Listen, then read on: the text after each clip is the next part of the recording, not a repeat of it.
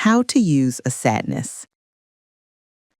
Tonight, as the fan hums steadily like an old film without a soundtrack, I open a blank page and write a report on sadness.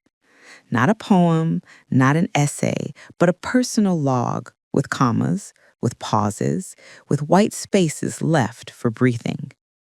I've gone through 12 doors, enough to know that sadness is no longer a static noun. It's a mechanism, a pulse, a signaling protocol. And tonight, I will write like someone who's done a long shift before the control board of emotion, recording the parameters and fluctuations I once only called, vaguely, pain.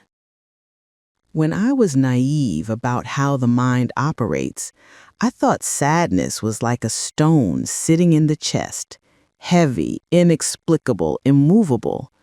After 12 doors, I see it more as a spectrum than a stone. Some frequencies pull me inward, others open wide skies. There is sadness from what's lost and sadness from what never was. Some make me curl up like a hand in cold. Others make my chest open like a window to wind. If I were to place it on a desk, I'd name each channel. Lost sadness, absent sadness, vague sadness, memory sadness, vacuum sadness, aesthetic sadness. And I remind myself, don't press them all with one button. There were days I lost a code file, an unsaved draft, a project crashed mid-process, and I thought the sting came from work. It didn't. It came from all those days bent over a screen, from the version of me that had lived alongside those lines of code, from facing a void where presence once left traces. Losing a file was surface. What I mourned was the horizon of time behind me. Sadness, if you think about it, is a locator.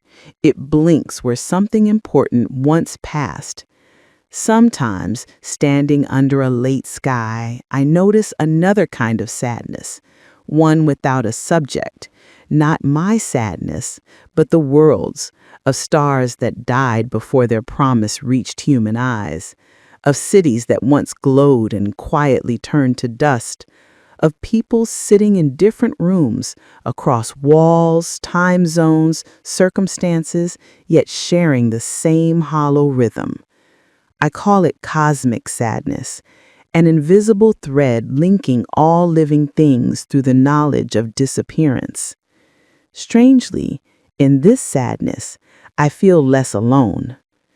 There's also the kind of sadness I don't wish to cure too quickly. When a piece of music is so beautiful it dismantles my defense systems, not to crush me, but to open me. It feels as if the heart has found an extra lung to breathe.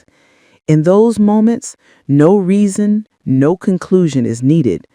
I just stay silent and let the sound do its work, lifting something I usually set down too soon. Operationally speaking, I've learned to classify sadness like a triage nurse in an emergency room. Is it acute or chronic? A fresh wound or an old scar? A real alarm or a reflection of fatigue?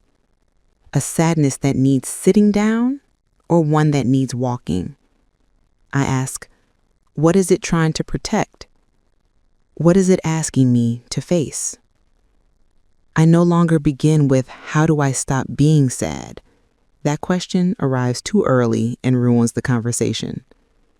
Instead, I ask, why did sadness choose to arrive this way, at this time? I've learned restraint, too. Sadness dislikes being preached about, dislikes being generalized too soon. It works best when witnessed kindly. Some afternoons, I register it simply like weather. The sky shifts, pressure drops, wear another layer. Not every sadness must become an essay. Some nights I perform 3 actions only: touch, name, set down. Touch to acknowledge its presence. Name to reclaim linguistic ownership. Set down to remind myself I don't have to carry it around the house. Still, certain things appear only at a slow pace. In slow mode, I see sadness has a meticulous bureaucracy. It sends memos through small details. A chipped cup, a shirt that still smells of last year's sun, an unfinished message without a greeting. This system doesn't shout. It stamps received onto an ordinary day, and suddenly that day weighs more. I read these quiet documents and sign them. Read, understood, no objection. If I had a map, I'd draw the 12 doors I've passed as 12 kinds of light. One door opens to childhood sadness, vast, echoing, seemingly endless. Another to adult sadness, neat, muted, folded into the work calendar. There's the sadness of vocation, a project halted midway, an idea underfunded, a chain of regret to inform you emails. The sadness of language when words fall short of meaning, when letters can no longer ferry emotion across the river. The sadness of the body, a fatigue needing no explanation, a morning when skin receives light too slowly. The sadness of former selves, names I once answered to, voices I once mimicked, world maps I once believed correct. Among these, 2 doors scare and bless me most. The first, sadness for loved ones fading into memory. It doesn't strike like thunder, it recedes like tide. At first I resisted, photographs, recordings, backups, but then I understood. Memory cannot hold a person whole. It only keeps the ways light once touched them. The second, sadness for things that never happened. Parallel lives unbuilt. What ifs without destination. At this door, I no longer feel anger. I light candles for roads not taken. Someone once asked, are sadness and love 2 ends of a rope? After 12 doors, I say no. They're 2 sides of the same thing. How deeply you can feel sadness quietly measures how deeply you can love. You may build a house without doors, but then you'll never know how wind sounds when passing through. Love opens the way for sadness. Sadness confirms that love once lived there. A truth so simple I once dismissed it for being ordinary. I still stumble. Some days a harmless remark hits the thinnest spot and my whole body cools. Some nights a song I love successfully ruins my emotional delay plan and I must sit down. Some evenings I write meticulously, as if precision could impose order on chaos. Sometimes it works. Words arranged properly can soothe the mind's noise. But I've also learned to stop in time. Too many words turn sadness into a construction site, and I don't want to live on one. Along certain paths, I pay attention to small things, usually deemed unworthy of writing. The click of a switch, the dry wood smell in a drawer, a scratch on the keyboard. I don't explain why they make me sad. I record them like coordinates. What lies beneath will surface later. Maybe that's what I've learned from the visible tip of the iceberg. Not everything needs a name to be honored. Sadness also taught me to change pronouns from I am sad to I am experiencing sadness. A small but decisive shift. It gives me back my stance. I haven't vanished, I can observe. From here, I see choices the large sadness once hid. I can step outside. I can drink water. I can call a name. I can write 3 sentences and stop. A frightened body is still a body capable of simple acts. I've begun to notice my unconscious defense habits. Joking too soon to dodge pain, overscheduling every empty space, avoiding rooms with photographs, replacing "I miss you" with "it's fine." These habits aren't bad. They're raincoats. But a raincoat keeps you dry by blocking the feeling of rain. Some rains are worth getting a little wet for. Trust me, you won't dissolve. Breakups taught me another skill: to distinguish letting go from throwing away. Throwing away is discarding something as if it never mattered. Letting go is setting it down as if it still does, but it's time. I've done both and know which leaves fewer shards. Letting go is slow, two-handed work. It needs silence. It needs a thank you, sometimes an apology. And then it needs a step back. Practically speaking, sadness is as useful as a risk report. It tells me where I've overinvested expectation, where I've designed my life with bottlenecks, where balance has tilted too far.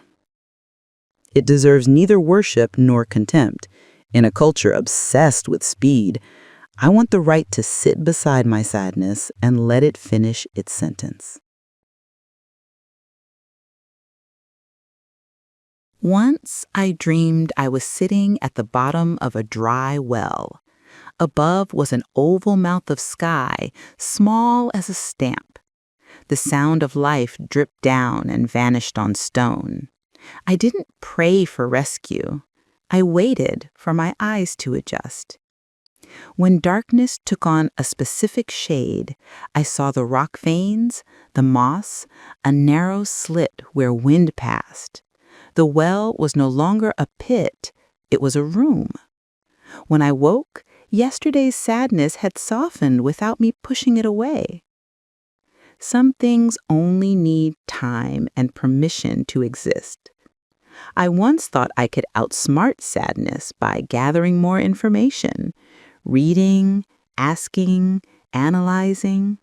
Up to a point, it helped. Beyond that line, analysis became procrastination. So I changed the question from why to what now. Why is a lecture. What now is a step. And on many days, one step is enough. To write this, I borrowed a few familiar metaphors from the world, ocean, onion, radar, and returned them intact.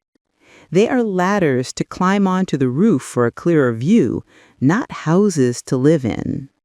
Sadness, in the end, doesn't need to be decorated with theory to matter. It only needs fair treatment. No idolizing, no denial. I'll end with something simple. Everything is temporary. Transience isn't bad news. It's the foundation of value. If things lasted forever, nothing would be beautiful. That's why the fact that I'm here now, with the steady fan and the yellow light, this too will someday be absent. Knowing that, I write a few more lines, take a sip of cool water, and thank tonight's sadness for completing its shift. Tomorrow, I may get busy and forget. Then some small detail will knock, a smell from an old shirt, a preset song somewhere, and the next shift begins. I don't wish to end sadness. I wish for enough calm to stand beside it, enough intelligence to learn quickly from it, enough decisiveness to set it down once the lesson is done, and enough gentleness not to blame myself for being fragile in the places meant to be soft. I write this as an ordinary person. There are parts where I wanted to sound grand, but I held back. Others where I wanted to say less, but added a sentence so you wouldn't feel alone. I've gone through 12 doors and know there will be more ahead. That's fine.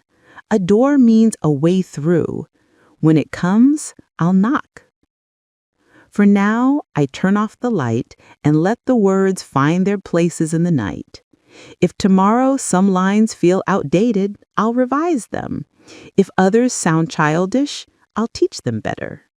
but I won't delete them because, like everything else, sadness passes, and what remains is the quality of attention we gave it.